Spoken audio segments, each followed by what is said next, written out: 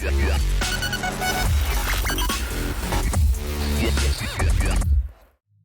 and welcome to Forever Rugby on Forever Sport. Today we're going to be doing a Rainbow Cup South Africa team of the tournament. Something I wanted to get out yesterday. I was feeling a little bit under the weather, so I thought I'd wait to make sure that my voice sounded half decent and stuff like that and get it out today. So, but yeah, basically what we are going to be doing is looking at the top performing 15 players across the 5.5 rounds of rugby. Unfortunately, the last round we had the Stormers versus the Lions called off due to COVID in the Lions camp, and so as a result, I think in fairness, I've tried to sort of ignore the kind of that Sharks Bulls game a little bit, because I just think that, you know, that would in theory create a bit of an unfair advantage for some players who got an extra game and stuff like that. So I kind of based it mostly on the first 5 games.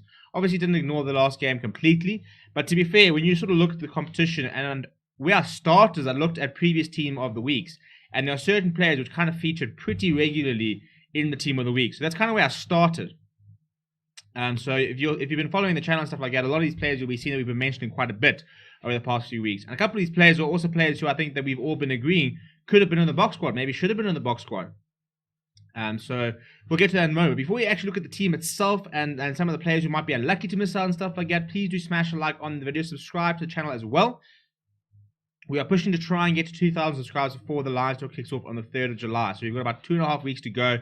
We're closing in on 1,700, so please do smash like, please do subscribe to the channel so we can try and get ourselves as close to it as possible. So without any further ado, this is what I have gone with, and I think probably a team that too many Sharks fans won't be particularly happy with, but I also think that the Sharks chopped and changed quite a bit throughout the tournament. You know, they tried quite a few players, a couple of injuries, a couple of times where they had to rest certain players and stuff like that, and as a result, I think that that's probably what counted against a lot of the Sharks players themselves. I think there were some very good performances by some of the Shark players, but we've got to look at this tournament as a whole and which player was week in, week out doing a really important job for the team, getting their team closer to victories and doing the job that they needed to do. So that's kind of what I've based it on.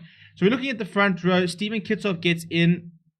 Lizo Qaboka also featured in 2 team of the week, so he was definitely up there. But I thought I went with Steven Kitshoff because he played more games, was more readily available for Stormers. But I must admit that Stormers front row I don't think was as powerful as you would have liked to have seen it. You know, I mean, you got to look at the locks and maybe they're not getting enough power from there. But I do think that front row for the Stormers was slightly disappointed at times, because I think that we kind of expect them to dominate week in, week out. That wasn't always the case. But Steven Kitshoff is such a consistent performer. He will become the new incumbent loose head in place of Tendai Ntawarira. So he gets the nod there. Hook, I've gone with Johan Grobela. You know, played pretty much all of the games. Very, very consistent. You know, topping the tackle counts for most games, stuff like that. Very rarely misses a tackle. The bull set piece is very good. He's very good at finding his line-out jumpers. I think he's someone who's pushing quite hard to be included in Springbok plans. You know, I think him and Fez and Barta are probably the next two that they will try and push their way into Rassie Rasmus's plans. And then I've gone with Carly Sardi at tight head, because I thought that he's been, I think he was in 2 team of the weeks, might have been 3 team of the weeks actually.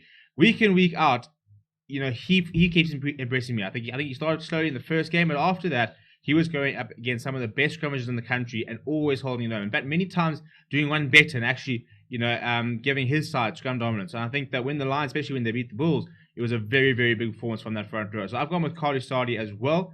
In the locks, I've gone with Ruben Skuman for the Lions and Ruan Nokia. They were pretty much in the team of the week in, week out. I think Ruan Nokia made all but 1 team of the week, and Skuman, I think, was in about 3 of the 5 team of the weeks we did. So, you know, that's sort of the contention I've gone with. I thought Ruben van Heerden was pretty solid for the Sharks as well. And when he played, I thought that he was very good. JD Schickling was pretty good when he played, but quite a few injuries in the Stormers. The Stormers locks changing all the time.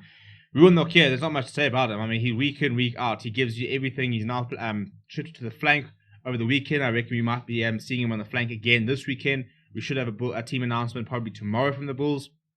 So I think that's the lock combination I've gone with. Number 6, Marco Verstappen.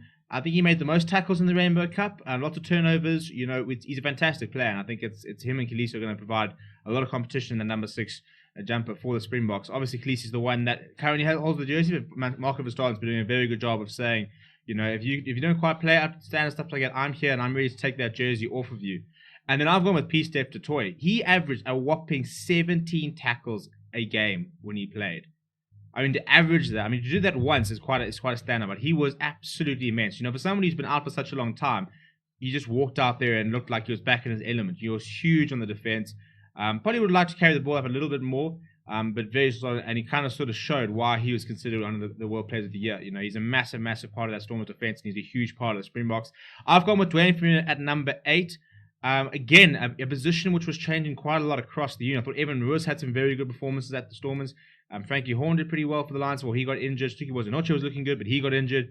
So Dwayne Firmino gets there by virtue of just sort of playing the most. And yeah, he got injured in that 5th round. But before then, week in, week out, he was just being very consistent. And that's why he's sort of getting there. Jaden Hendrickson gets in there as well.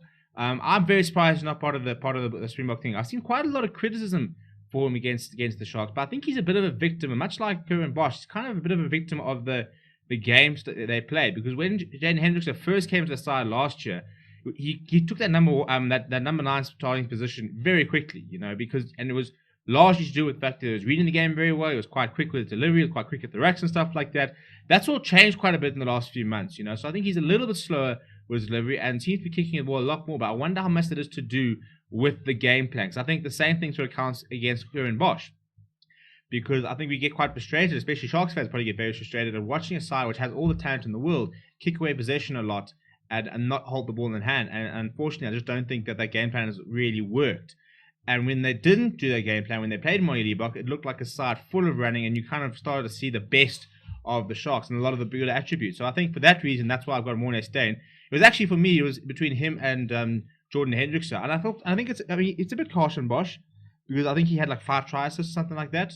But, I think, if you're looking at his whole game, I think the way that, Morné Steyn was winning games for the Bulls. Jordan Hendrickson was keeping the Lions in games and, in fact, putting them in winning positions. And what I was very impressed about with Jordan Hendrickson was his defense. I think he only missed about 2 tackles the entire tournament. But if you look at his tackle success rate, it's in the 90s. He's tackling much like an inside centre would. He's been very important in that role. Won a couple of turnovers. I think he beat 3 defenders. Had a try, I think 2 try assists. He looked very good. For 19 years old, I was very impressed with the maturity in which he plays. But Morné Steyn was really starting to show his class. His game management is second to none. That's the thing. When he comes on, it's not particularly flashy. There is a kicking game, but for me, it's a lot better than Curran Bosch. He reads the game a lot better. He's got all that experience. He kicks him behind. He knows when to kick, knows when to pass. Was even putting in a couple of cross kicks. So he's definitely added a few things to his game. But I think he's been the most consistent performer throughout the tournament. Wings were the easy pick. Madosh Tambwe, Edwin van der Merwe, and Apelele Fassie at fullback. Those 3 ran the most meters, beat the most defenders, scored the most tries. Edwin van der Merwe and Madosh Tambwe were absolutely superb, and they were really contending for potential block conclusion because they were looking so good. Edwin van der Merwe potentially moving to the Lions. It hasn't been confirmed yet, but apparently it's all but confirmed that he will sign a contract with the Lions. Which I think will be a big loss for the Stormers, but I don't think even he realized that he was going to be such a breakout during this tournament. Madosh Tambwe as well, becoming a huge part of that Bulls backline. All the talk about Kurtley Arendse, all the talk about Shabina Jacobs, but it's been Madosh Tambwe this tournament who's grabbed the headlines and been at the forefront. Cornel Hendricks was in every single team of the week we did. There is not another better inside center in this country. And Rassie Rasmussen and Jacques Nienaber agree, because if he wasn't fighting with issues and stuff like that with SA Rugby, he would have been part of that Springbok squad. So that was probably the easiest pick to make. He's probably my player of the tournament. He's just so good. We're getting the same thing out of him week in, week out. Yeah, it's always difficult to try and sort of say, is it because, maybe the quality of inside centers in the country at the moment are a little bit substandard, but he's just been so consistent and such a reliable part of that Bulls side. And becoming one of the key players, if not the key player, in that Bulls side. And then for me, I want to see the Similani slightly edge of Lekanya. There were some 2 very notable performances against Lekanya. I think one against the Lions was quite important. But Similani is, first kind of 2 weeks, they struggled to get him into the game. But the more they started getting him into the game, the more you can see how important he is. For that Lions side, when there's no Alton Yankees, you've got to try and find who's got that flair. He's got that flair. I want to see the Similani as somebody who's going to assist a lot of tries. He'll score a lot of tries as well. Not a particularly powerful brute force type of outside centre, but much more of a playmaker, somebody who can create something out of nothing. He always makes meters because he managed to skip away from tackles and stuff like that. So he's become invaluable to the Lions. I think him and Fitcher Tutuka are probably the 2 most important players in the Johannesburg side. So that's my team of the tournament. As I said, I think Lizo Koboka was a bit close for. That Sharks front row was pretty solid. Oxenshire I thought was pretty good. Ruben van Heerden was a solid performer. Henk Venter I think deserves a shout out. I thought he was pretty good. But yeah, I think these are just the players who for me were sort of week in, week out, putting in similar performances and were very important in terms of their contributions towards the overall team effort. So let me know what you think of the team down in the comments below. Smash a like on the video. Do subscribe to the channel as well. We've got previews coming up for all the Curry Cup action this week. We've got a preview for the Rainbow Cup as well. We're going to be doing something quite special tomorrow morning. We're going to be doing a bit of filming out on location, away from the studio, stuff like that. So that should be quite cool. Something a bit different that'll be part of the Lions coverage. So make sure you check out our community for a bit of a sneak peek as to what we will be doing. But yeah, my name is Steven. Thank you very much for watching, and I'll chat to you soon.